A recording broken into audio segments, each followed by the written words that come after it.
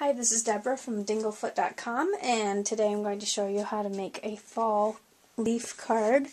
I had some background leaf paper that I'm going to use on the front of my card, and what I did was tear the edge of it, and the rest of it just fits on 3/4 of the front of the card. And besides that, I'll need 4 colors of paper that kind of match.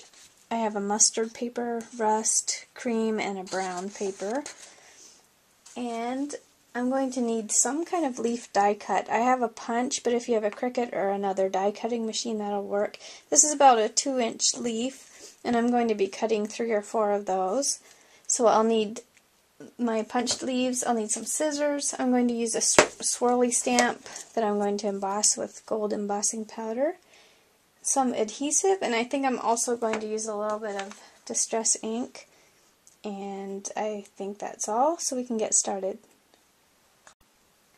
First thing I'm going to do is take this decorative paper, and I'm going to put it on the front of my card like I showed you at the beginning.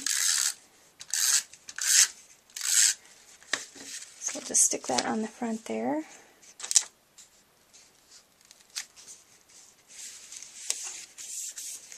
And next I'm going to need my stamp, and I have a little swirly stamp from Autumn Leaves. And what I'll do is use some clear embossing ink. I'm going to push that into the pad, make sure it's nice and wet. And that swirl is going to go on the front of my card here along the right hand side. And I might put some over a little there and some over here.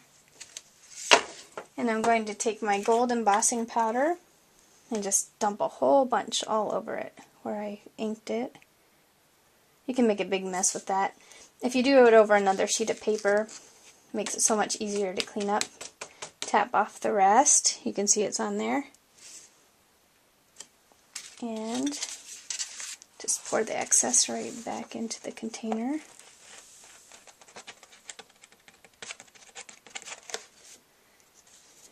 And I'll need to use my embossing heat gun here for a couple seconds to get it melted.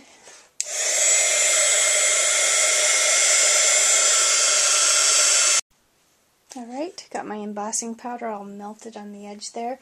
Next step is to go ahead and cut out your leaves, and I'm going to use these 3 colors of paper first, and they're going to be matted on the brown paper. So I just need 3 leaves. 1 of each color.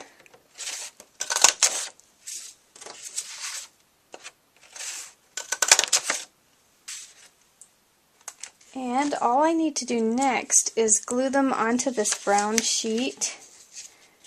And after they're glued, I'm just going to take my scissors with this small little point and just cut them out, just leaving a little edge around the leaf. Okay, so we have our 3 leaves.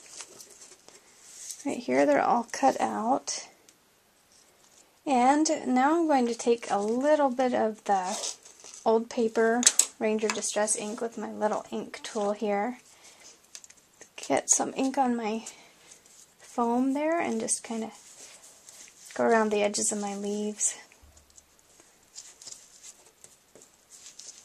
Might be neat too if you had the ink in your mini mister, just to spray them too.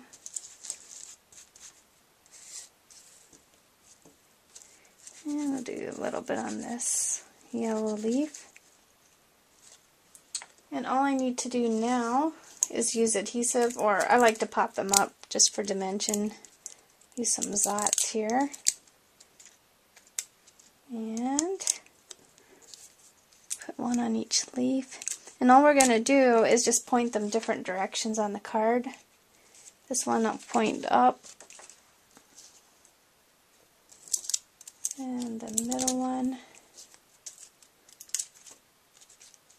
point a different direction.